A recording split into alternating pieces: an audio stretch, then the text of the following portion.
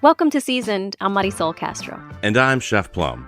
We are in the dog days of summer, which means our locally grown fruit and veggies are at their peak freshness, and they're pretty delicious. Berries, collard greens, cucumbers, tomatoes, corn, and zucchini are so abundant right now.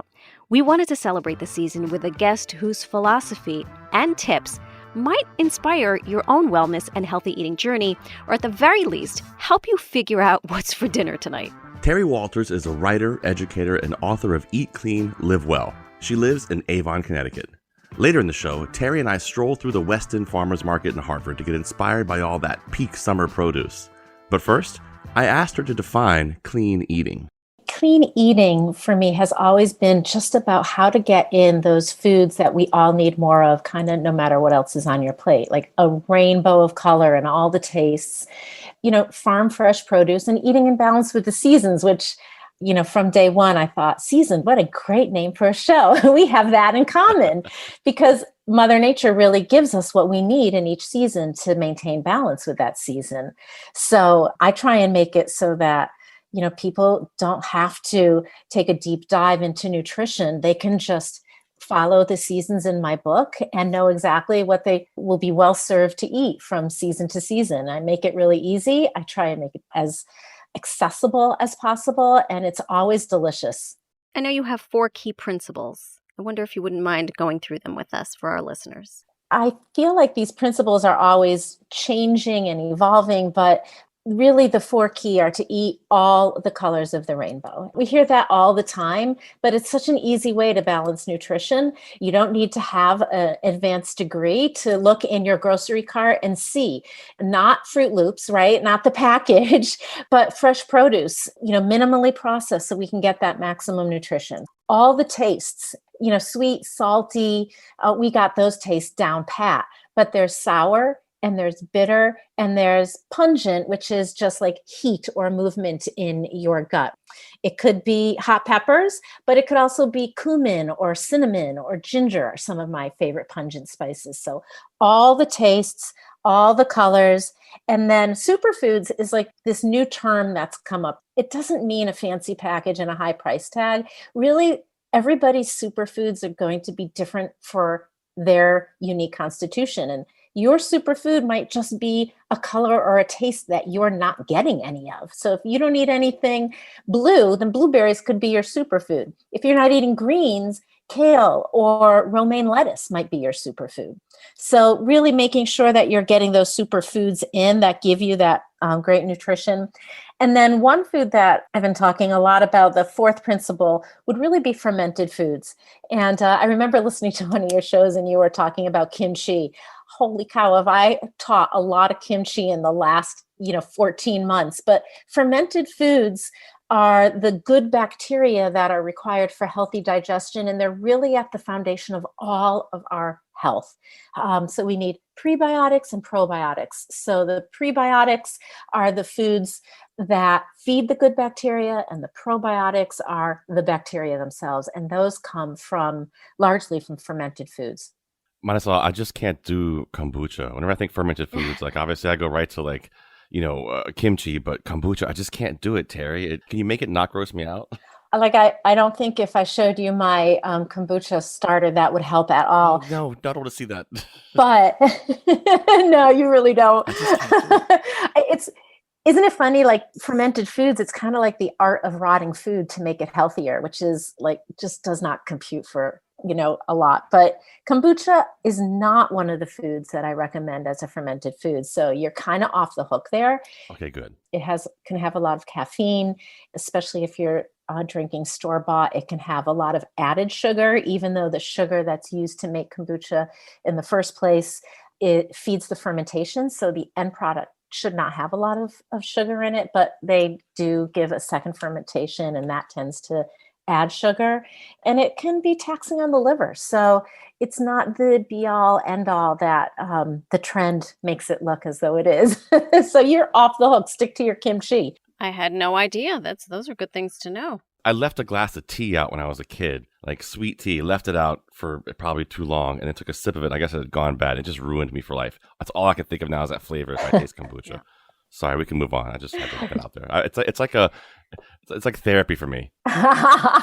My dad told me once he put when he was a kid, he put a container of apple cider in his closet and just let it ferment. So he had hard apple cider. And every time I drink an apple cider, I think it just seems like it's probably was a little bit more of a process than that. But Yeah, that's another one of those trends, though, too. Now people are drinking apple cider vinegar. I can't get past that one either. That's a tough one to do. My brother-in-law says when you have heartburn to drink apple cider vinegar. I'm like, that doesn't make any sense to me, but okay. yeah, or leg cramps. Like a lot of people have leg cramps at night. And that is one that I will promote because I think it's great. But apple cider vinegar, it kills the bacteria that cause sore throats. It alkalinizes. And if you get an apple cider vinegar that has the mother in it, so a raw apple cider vinegar, that is like powerful medicine right there. That's your probiotics. And and never take it straight. Like that's just torture, and it'll ruin your teeth and your gut and everything in between. But if you put a teaspoon, and as with anything, a healthy habit could still be a change. Just because it's healthy doesn't mean you should dive into it. So start with half a teaspoon or a teaspoon and put it in your orange juice or actually apple cider vinegar is great in apple cider, or add it to your salad dressing. But I have apple cider vinegar and water every morning to start my day. So it really is a great immune support. It's great for your whole system. But it does take some getting used to. Yeah. I'm curious about, the term clean eating and clean food, because I think it has become more in vogue in the past couple of years. And I often hear people, I think mistakenly, saying, well, it's all plant-based. Clean food is just eating vegan. So what exactly is clean food as I think about like my pantry and I think about the things that I cook in my home? Or after this, I'm going to go to the grocery store and I'm going to try to put clean food into my shopping cart. What exactly am I looking for? Is clean food simply plant-based? Is it vegan? Is it possible to be a carnivore and have a clean food diet? Those are great questions. When I first came out with my book, Clean Food, I had so many people say, that's just ridiculousness. I wash my food. And since it has caught on so unbelievably and been misconstrued. But so like, before I tell you what it is, I want to tell you what it's not. Like, it's not a diet. There is no judgment.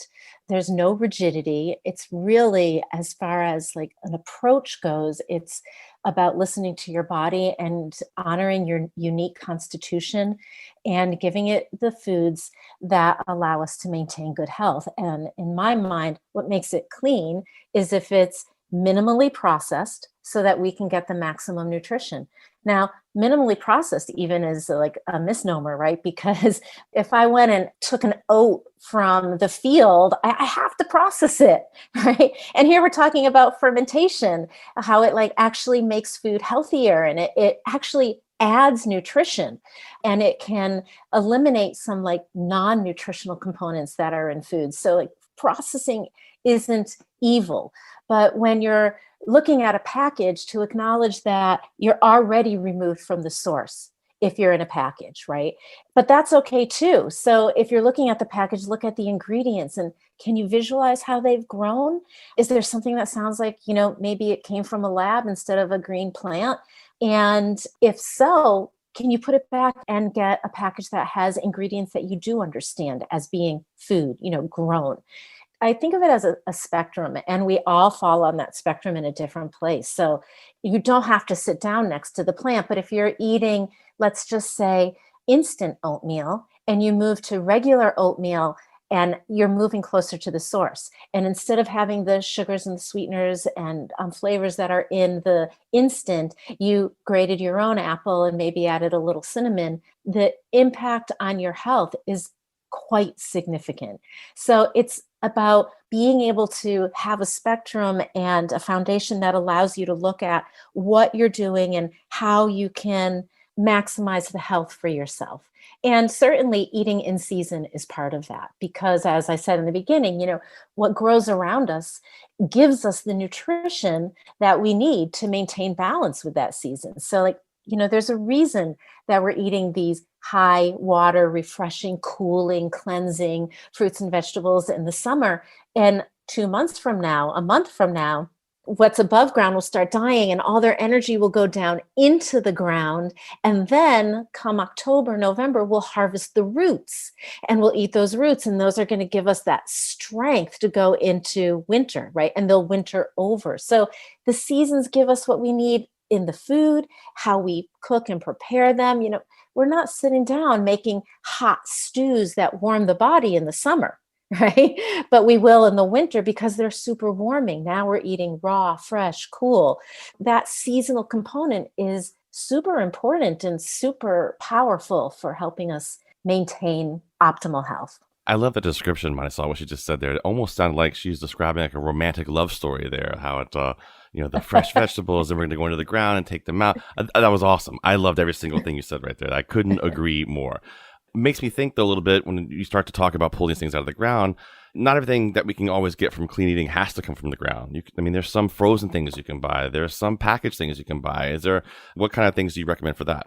I try not to recommend because every body is different. So if you're not eating greens, let's just say, or you don't have access to fresh greens, like frozen green beans, frozen peas, and the same rule applies. Look at the package. Is it just peas or is there some kind of preservative added? Can you get the fresh peas?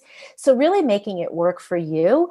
I think things like, canned beans and powdered vegetable stock.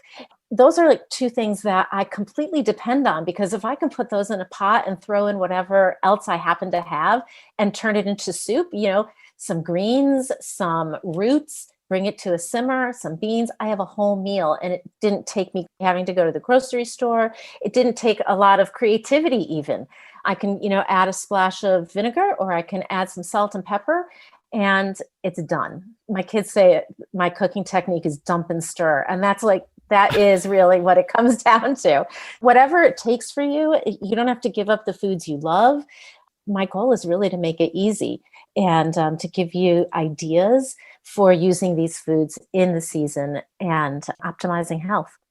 To that point about eating the foods you love, I'm thinking about my family. Everyone has a different meat protein that they like. Mm-hmm. And so I'll go to the grocery store. Is it still clean eating if I'm buying organic chicken?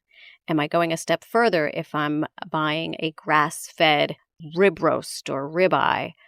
Is that still considered clean eating? And how do we apply clean eating to the meat proteins? And also not break our bank if, in fact, what I think you're going to say is true. So when I first started teaching, it was a conscious choice not to include dairy, not to include gluten, not to include animal protein. Nobody ever came to me and said, geez, I could really use more ways to get dairy into my diet, or I need more recipes for chicken. But everybody needed more variety of dark leafy greens and to understand what to do with a variety of different grains, or how to get non-animal sources of protein. So that's what clean really became for me. These, as I said, like these foods we all need more of. And when I say no matter what's on your plate, it's not an afterthought. It just doesn't feel like it's my place to judge what anybody else eats. I'm not in their body. I don't have their ancestry. I don't have their lifestyle, right? So we make those decisions for so many different reasons. And I think most important is to honor those decisions. When it comes to animal protein or anything really, even should it be organic, that also is a choice. And there's a group, the Environmental Working Group, EWG.org, that lists the foods that are grown with the most pesticides and herbicides. And so they call them the dirty dozen, and those that are grown with the least, the clean 15. And it changes from year to year. And how we farm and how we grow has been changing monumentally. So if it's something you eat a lot, like I use a lot of olive oil, so I buy organic olive oil. I also go to local farms and try and hopefully we'll see this in our little surprise session. But organic is expensive for a farmer to get that certification. So one of the benefits of going to a farmer's market is you get to talk to the farmer. You get to see, oh, hey, I know where that grew down the street, right? So you see how it's grown. So I don't think it's so necessary that it be organic. I do eat a lot of organic food, but I just like to know how it was grown. And when it comes to meat or fish, how it was raised. And if I'm eating a lot of it, it becomes more important to me. If it's just a treat here or there, I don't care quite as much.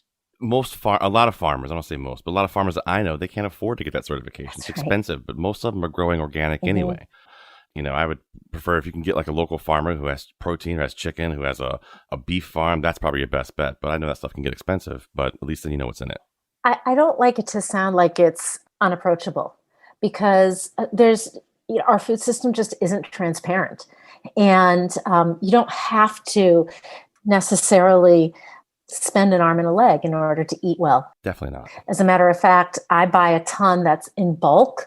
And once you understand how food works, and you can start pulling things together and make your beans dried and have old grains dried, right? And I think one of the things that's helped almost seems to contradict going to the farmer's market, but like I've been buying a lot of things online, and I think that has made things more approachable for people. Let's just say I buy quinoa, right? If I can buy a 5-pound bag of quinoa, that drives the price way down. And then I have it for my whole family instead of buying a little box that's jacked up price at the store, right? But when it comes to animal protein, nobody expects you to know everything. But that's what I tell people all the time, like ask. Because that's how you educate yourself, and that's how you teach the farmer or whoever or the purveyor that you care and you want to know. And that creates transparency. Right. And so I think that's like, when I first moved back to Connecticut, I grew up here, but when I first moved back, I remember I used to go into my local Stop and Shop and I'd say, hey, do you have organic quinoa? And they'd be like, oh, there's that lady again. And then I'd say, oh, and I'm really interested in apple juice in a glass bottle and not plastic. And they'd like roll their eyes and, run in the other direction when I walked in. And now they have organic quinoa in 3 colors, and they have apple juice in glass bottles. And it's always changing in our grocery stores, even not just our farmers. Like they're members of our community. They want to serve the community. So asking is the best way to get that education and to let people know that you care. And that's really what's driving the change in our food system. And our food education now for just everybody, even people who aren't into food, we understand so much more about it now and are so much more involved in it now, I think more than ever, which is a great thing. There is a lot to know, but I really aim with what I'm doing to give people that knowledge so that they're empowered consumers. You're listening to our conversation with Connecticut author and educator Terry Walters. She's the author of the books Clean Eating and Clean Start. Her latest book is Eat Clean, Live Well. Later in the hour, Plum and Terry get inspiration from Hartford's West End Farmers Market. I'm Marisol Castro. And I'm Chef Plum. Coming up after the break, we talk to Terry about some favorite things to eat in every season. Pizza can be clean too. Plus, perhaps a more obvious clean dish, grilled pineapple salsa. Grilled pineapple, more than any other fruit, it lends to salsa so well because it's sweet and it has some sourness to it. This is Seasoned. We'll be right back.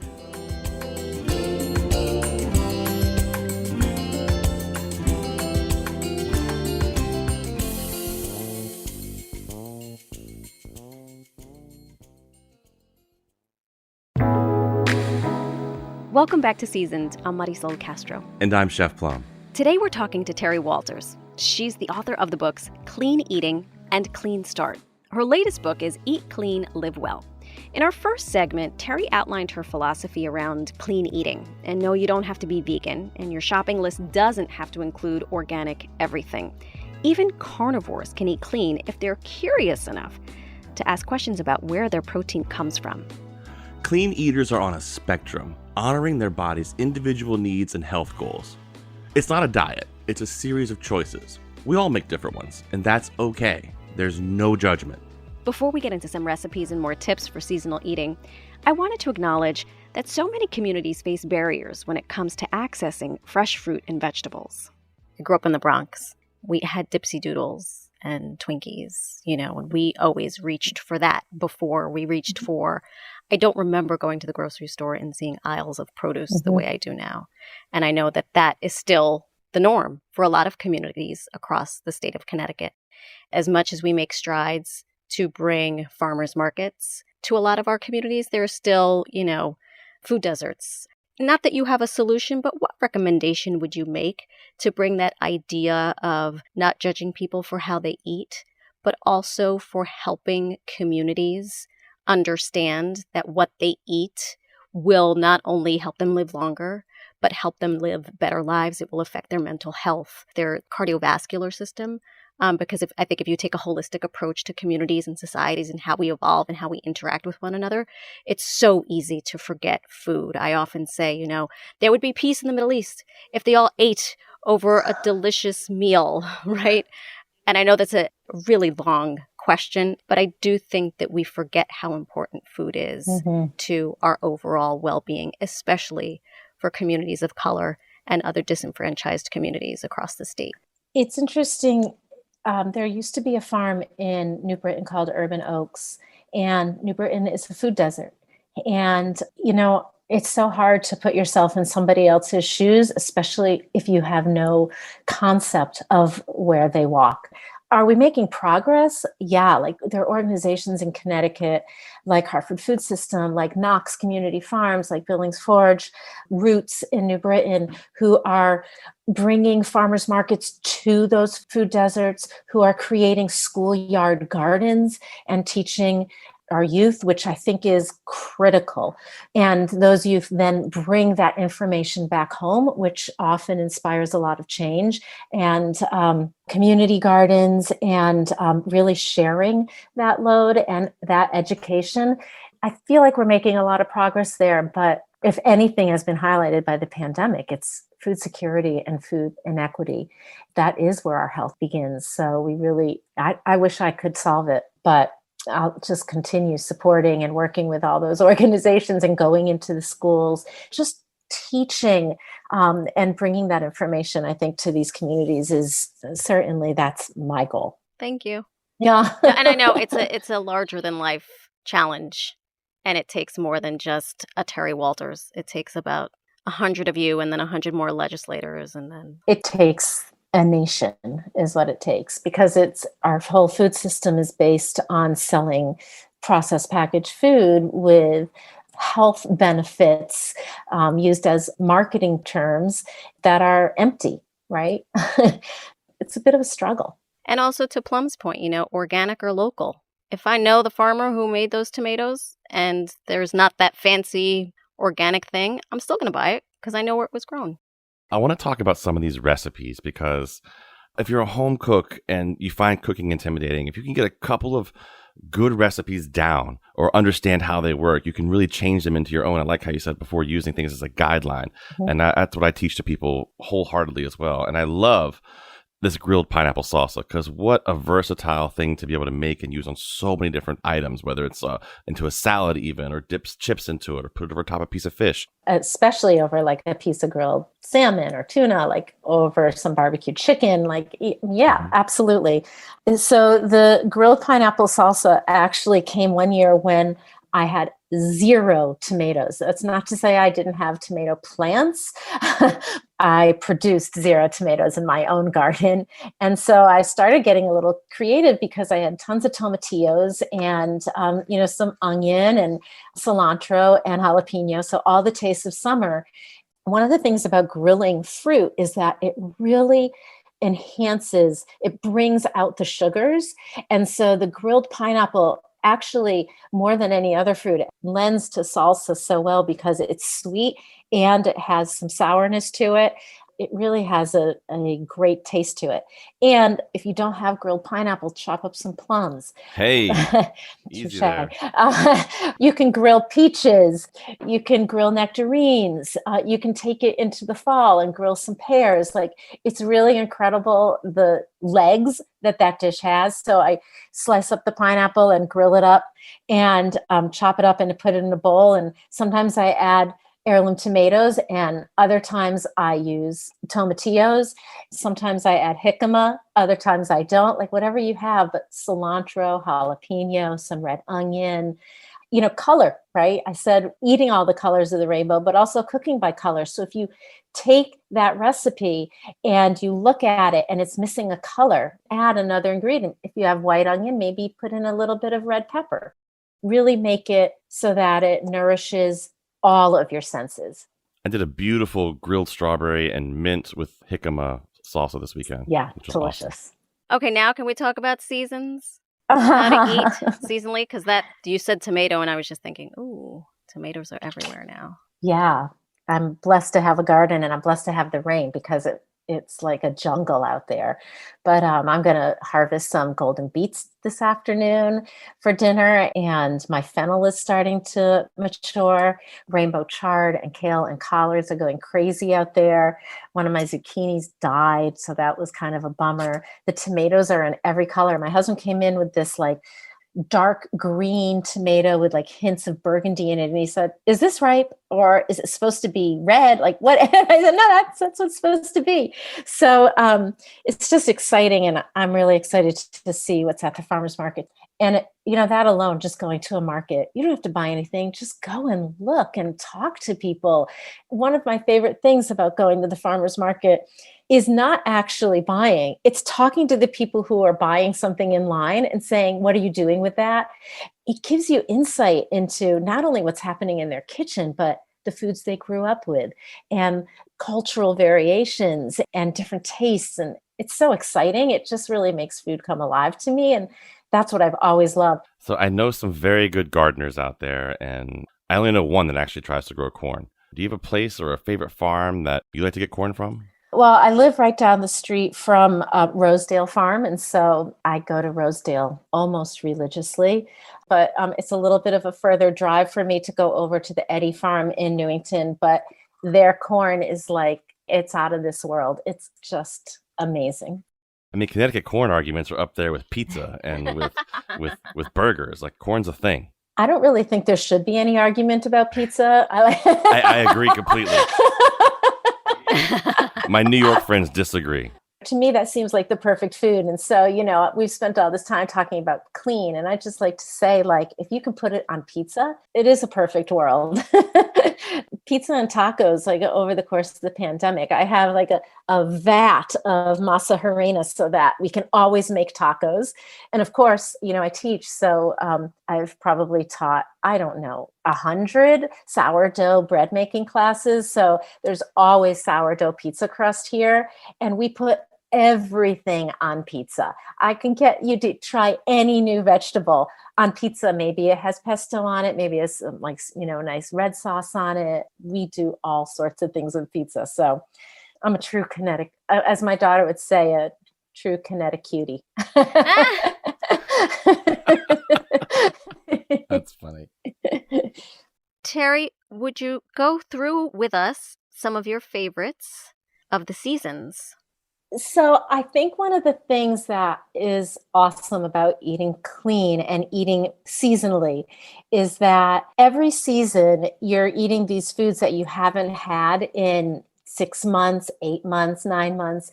And all of a sudden, you've never tasted a delicata squash that's that delicious, right? Like fall, the first delicata squash, I'm like, I come home and I'm like, "Oh my God, you guys, look what I got, delicata squash," right? And we put it in a pan, cut it in half, cut out the seeds, put it in the pan with a little bit of apple cider and cover it and roast it. And the apple cider goes right up into the flesh and we eat the skin and all. We eat it like a boat, in our hands. I eat kale almost year round. It grows in my garden almost year round. But in the fall, after the first frost, you'd think it's a totally different vegetable. It gets so sweet. Even in the winter, I can go and like move snow away and there's the kale. It's so hearty. And I think that's how I want to feel in the winter, like, moving away the snow and reaching for the sun. I had no idea kale was that hearty. It's amazing. I love Brussels sprouts in the fall and they carry me right through the winter. I love Asian pears, like that really crisp, almost has like a dry sweetness to it in that brown skin. And they're amazing roasted and they're good with savory food and sweet food and kind of almost like the jicama of the winter. And spring, when the arugula comes, I'm like, arugula, rocket, whatever you want to call it. But like that peppery, like, okay, I'm awake, And asparagus, love the asparagus in the spring. And then all the delicious berries that come in that like middle season when it's not quite summer time for summer produce yet. Like it's funny as I go through the year, because I think like April, May, and June, you think are like the most beautiful months of the year. And yet for local produce, it's slim pickings, that we haven't really had enough sun and long days to get local produce and to have everything grow. It's planted, but it won't come out probably till the end of June, early July. So those are like the dry months where you're like, oh, do I really want to eat another wintered over root vegetable and quinoa and legumes? But then all of a sudden we start getting the artichokes and the asparagus, and I'm like, okay, I'm in. Life's good again. So it gives you, a great appreciation and for taste, and mixing it up, and just feels really good in the body too. That was clean food educator and author Terry Walters. If you have been inspired to try some clean eating and clean cooking yourself, go to our website to see a few recipes from Terry's book, Eat Clean, Live Well. There's a salsa, a salad, and some spicy corn on the cob. Go to ctpublic.org/recipes. I'm Marisol Castro. And I'm Chef Plum. We're going to take a short break, but we're not done with Terry yet, so stay with us if you love a good stroll through a farmer's market. When we come back, inspiration for tonight's dinner and all summer long. We head to the West End Farmers Market at the Clemens Place Green in Hartford. We talk to farmers and makers about what to eat right now. That's a Lebanese zucchini. I grow it because I like to eat it, and it has a slight nutty flavor. You're listening to Seasoned. We'll be right back.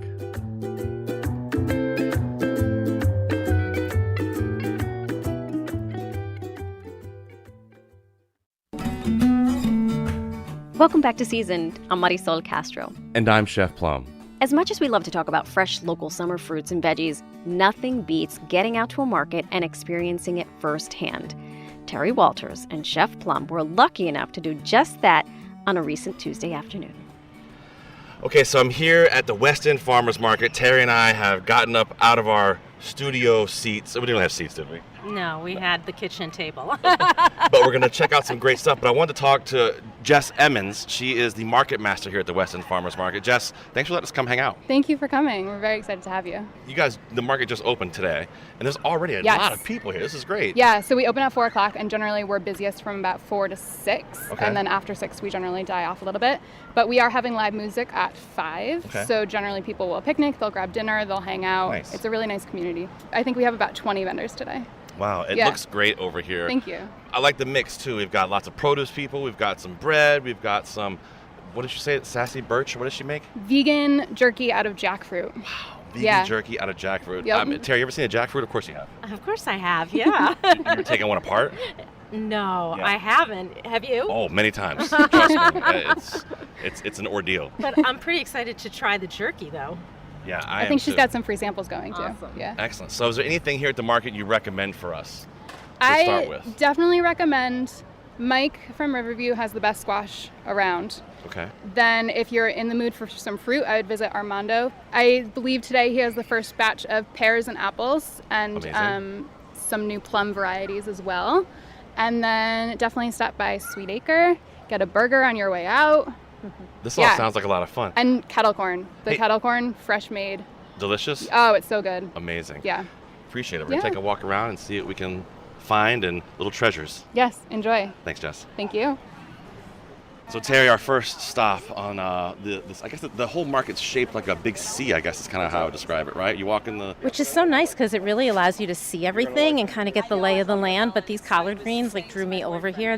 Look at them. They're like 3 times the size of my head. Massive. massive collard greens. And these are from Riverview Farm in Coventry. And I look at these things and it almost reminds me of like a lily pad. It's just so, that's what I picture in my brain, but it's so delicious. Growing up, collard greens are something that I ate on a regular basis down south. And when you cook these the right way, you don't have to pull the stems off, but if I was to make these now, I would pull the stems off, a quick saute, garlic and onion, and then I would probably finish them with some sun golds and just throw them in there with them. Oh, nice. See, I would take a totally different approach because it's summer, and so these are really early, actually. Yeah. I expect collard greens in the fall, but the collard greens, they have that nice, big, thick stem, and you can hold that and dunk the green into some boiling water for just like 10 seconds, and it'll soften up, and then you can use it as a wrap, and you can blanch it off. Yeah, you can blanch it and use it instead of bread or instead of a tortilla. You could put almost anything in there. What a great idea. I'm looking down the line here and I see that zucchini, and I want to spiralize it, mix it with a peanut sauce, and stick it in that collard green. I'm not sure how I feel about you saying the word spiralize it. Oh, sorry. You can julienne it if you prefer. What a great idea, though, making a wrap out of these. I mean, these leaves right now, I want to point out, just so you guys, I know you can't see them, you can only hear them. They're about as big as my head. And for those of you who know me, I have a very large head. What a great idea to use that as a wrap. I'm totally down with that. And also, I look at these two different types of kale. Beautiful. I love kale salad. But one of my favorite things to do for one of my clients, they have younger kids. Their kids aren't big fans of eating leafy greens and things like that. But they'll eat kale chips. Yeah. So if I pull the kale off the stems and toss a little olive oil, a little salt, they'll tear it up, and you put it right in the oven, they'll destroy it. They'll eat it nonstop. You can toss it with a little bit of barbecue sauce, or mix like some lemon and tahini together, and then massage that onto the leaves and stick them in the oven. Just a low 200-degree oven, 150 degrees. Yeah. And they'll crisp right up.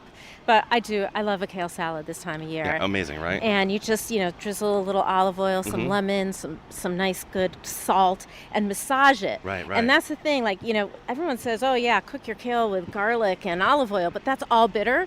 And if you're not used to eating bitter, that can be really overwhelming and probably off-putting for most. So if you massage it with a little lemon, it breaks down. It's much easier to digest, and then you can smush, get your hands in there and smush some avocado into that and get a nice dressing. That, my friends, is a culinary term. Smush. Very important. Yeah. Very important. You know what? I actually take this and do the same thing, a similar salad to it. But I mix lemon juice and yogurt together. Yum. Whip it up really, really good and toss the whole thing with that little mixture. It's delicious. Yeah, absolutely. And super healthy, a great way to get some calcium and minerals or green smoothies are super popular. I mean, I got to ask you, are you like the spokesperson for the kale champions of the world? It's true that as soon as I wrote my first book, Clean Food, everyone's like, so do I have to eat kale? Do I have to eat kale? That's and right. The truth is, no, you don't really have to eat any one thing, but the more you know, the more you're empowered to make healthy choices. Perfect. And so dark leafy greens, by hook or by crook, delicious. Somehow we got to get them in. Hey, you say it too, eat the rainbow. I couldn't agree more. Yeah. Let's see if we can chat with the farmer here for a second.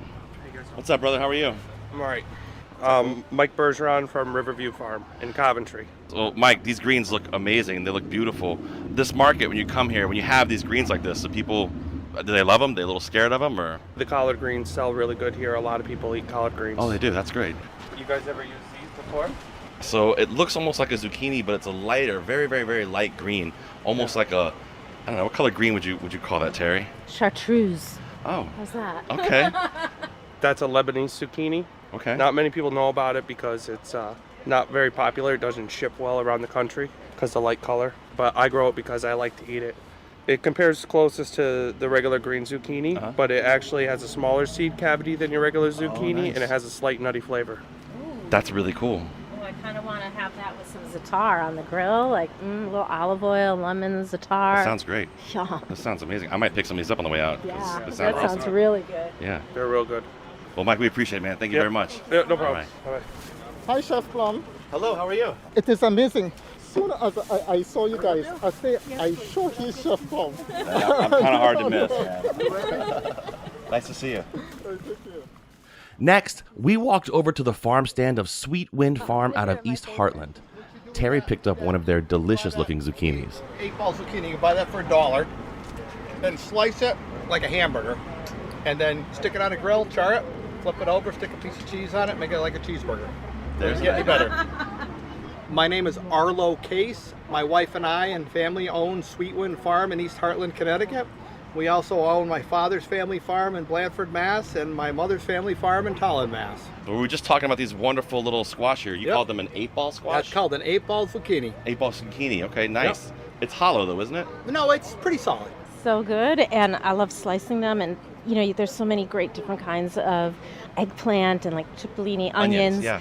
and you can just layer those all together. I never knew how good onions were with zucchini until Oh, Until Chivoli best friends. Until I went over to a friend's house for dinner, and I had served zucchini and onions, and I was like, that's good. One of my favorite things to do when you get these wonderful local Connecticut squash and zucchinis, and we grow them at my wife grows tons of them. We'll get some simple sausage, or I'll make a sausage, Italian sausage, a hot sausage, chorizo, whatever you want to make. I'll grind it up in my RoboCoupe a little bit, right? Toss it with a little tomato, and then actually slice this guy, blanch it, drop it in salted water for a few seconds, and then stuff it with the sausage, leaving it like a boat, and then roast it in the oven for a few minutes. It comes out delicious. Yeah, like mouth-watering. Can you tell us about your maple syrup? Yeah, we are a maple farm. Maple syrup is our biggest crop. I've been making maple syrup commercially for 40 some odd years. I started as Arlo Sugar Shack back in the 70s. My wife and I bought Sweet Winter Farm about 25 years ago. Thank you, Arlo. We appreciate you. Thank you. Appreciate you stopping by. Absolutely. Come back again. We will for sure. Terry, so you use maple syrup the most, right? I do. It's low in sucrose. It's local. It actually has minerals. It's minimally processed. So like we talked about clean being close to the source and very little processing. So yeah, I use maple syrup as my primary. You can get grade A, you can get grade B. Grade B has a stronger maple taste. I use the A so that not everything ends up tasting like maple syrup. Right, yeah, for sure. And I love it. We call it liquid gold in our house. Good to know. Maple syrup makes a great sweetener for lots of things, not just for pancakes and waffles. No, it's really great. It can go for sweet. It can go for savory. You can actually use it with spice really well. It's really flexible. I love it. Let's see what else we can find. Well, we're getting closer to where the food truck situation is, so you're going to hear in the background the generator going on, and I think they said it's a vegan food truck, right? Yeah, I heard that's where we have to go for these great vegan burgers. I mean, I know you got excited about that. Yeah, I did. Tell you what, I got drawn over here to these squash blossoms that I want to talk about, but first I want to talk to you guys. What's your name and where are you guys from? We are Maple Bank Farm, and we are out of Roxbury, Connecticut. I'm Dakota Rudloff-Eastman. I run this with my husband, Matthew Went. Nice. I saw the squash blossoms over here, which make me super, super happy. And I love that you're actually leaving these guys on here like this. There's a little squash on the end of that, which I love dearly. We were about to retire that planting, so we just cut everything that was on there off, so not to waste anything. Yeah. But the blossom is still attached. I would almost blanch it in water a little bit, and then I would stuff the blossom and bread the entire thing and fry it. And then deep fry it. How cool is that? I've done that once or twice. It's I a just little think tedious. it's important to note that you have to deep fry it. Whatever you believe in for your health. Like squash blossoms they require mozzarella, they require deep I was going to ask frying. you, what do you stuff inside your blossoms? Look at that one too. How beautiful is that? Gorgeous. It's a yellow one. Look at that. That's gorgeous. Really beautiful. What would you recommend stuffing in there? Oh, you really want me to give you the vegan approach to that? I do. I do. I mean, you could make like an almond ricotta and Okay. put some fresh herbs into just blanch your almonds, take off the peels, give them a blitz, and add some oregano, some basil, and stuff that in there. At my core, I still feel like I need an anchovy in there. Wow. I love that. That's great. That's great. My heritage, what can I say? I'm a goat cheese and jalapeno fan. Stick it in there. It's delicious. Yum. Right inside of it. I feel like we are way less exciting. I usually put like wild rice and parsley or like or pepper, whatever we have laying around. They're delicious. And you can do it in the air fryer too. I bought an air fryer recently and I've been completely obsessed with it. Dude, you can use the air fryer for I so many tell things. everyone. Yeah, it's awesome. Air fryer's good stuff. I love my air fryer. Yeah. Those are beautiful. That's what I got drawn to right away. And then of course you're holding these wonderful onions. I know, these onions are like, first of all, that like ombre from white to this like really beautiful pink and this deep purple. Like, when I say eat all the colors of the rainbow, everyone's like, yeah, well, what's purple? Like, these are That's such purple. And it's an onion, and you can chop them up and put them in a salad and do everything that you would normally use an onion for, but you could just take these and put them right on the grill. And I would leave the stem on and everything. Absolutely, the whole thing, and let them really get nice and seared, and they'll literally melt in your mouth. Just delicious. Using every single part of this, if you look at the very end here, on the root end right here, where you see those little tiny roots coming off, I take these, I clean them really good, then dry them off, and then deep fry them. And use them as garnish, and they taste like delicious. They're onion so crunchy. sticks. Yeah, Oh, they it's taste awesome. so good. Yeah, they're amazing. We had to, of course, talk about the green beans that are sitting right here, because I'm a big green bean fan. I am too. Like we talked about purple. The purple green beans. How beautiful is that, I right? know, this whole little stand here, everything's purple, which is awesome. But let's talk about what happens to these beautiful purple green beans when you cook them. Yeah, it is such a bummer, isn't it? They just turn green. But you can ferment them and turn them into pickles. put them in a bottle with some sliced up jalapeno and some red pepper flakes and a little bit of dill, and then just salt water. Just screw on that lid and let them sit for like 3 or 4 days, and they'll keep their color. Some of that purple will go into the brine, but they'll still maintain a lot of that purple, and they'll be really crunchy and delicious and refreshing and perfect. I take these and I slice them thin. I'll throw them in a little acidulated water. Usually I use rice vinegar and then lemon juice or salt. Let them sit for 20 minutes and then top a salad with it, or finish steak with it, because they're still crunchy and they get a little bit of pickling on it. I love pickling stuff. Yeah. These are delicious. Let me tell you about Nyam Bakery, right? Please. So this is my third time with them. The first time I tasted the regular cocoa bread is right here, the custard cocoa bread. I don't know, it's very magical. It's very, like, say you want to warm it up back in the oven at your house, like it's the aroma makes you want to go in the oven and eat it right away. So you could probably pair it with like butter or your favorite cheese spread in between and bite like that. I'm excited about that. Right? Then try the almond one, is really good. Very aromatic too. Like, I'm a foodie, so yes. Delicious? Very delicious. Banging. I tried the veggie and herb cocoa bread. Whew. Is that your favorite now? I don't know. It's my taste bud gotta tell me which GPS direction to go on the bread. Oh, a taste bud GPS. I'm into that. Is that the one you're eating now? Because I can see the herbs are like the herbs, and listen, out of that bed. Listen, real carrot, real herbs. It's very kind of like a bagel, but better than the bagel, more softer, more tastier. You know, like when you taste a bagel, you just see the taste on top. You taste everything in between, the crevice, north, west, south, east, all cardinals. Ooh. I think my issue I'm having right now is that you're just talking about it and eating and talking about it. We're standing here listening to you, and you guys just looking at us. You know what? Can we taste some bread? Chrissy's helping us out, and she's Helping? the best spokesperson out and there. Then, unbelievable spokesperson. That's the power of the cocoa bread here. It gets people to talk, it gets people to smile, enjoy it. So why not? Introduce yourselves and tell us where you're from. Okay, so I'm Cleon. My name is Alwyn. Yes, and we are a local Jamaican bakery specializing in cocoa breads with different flavors and Jamaican-inspired pastries and sweets.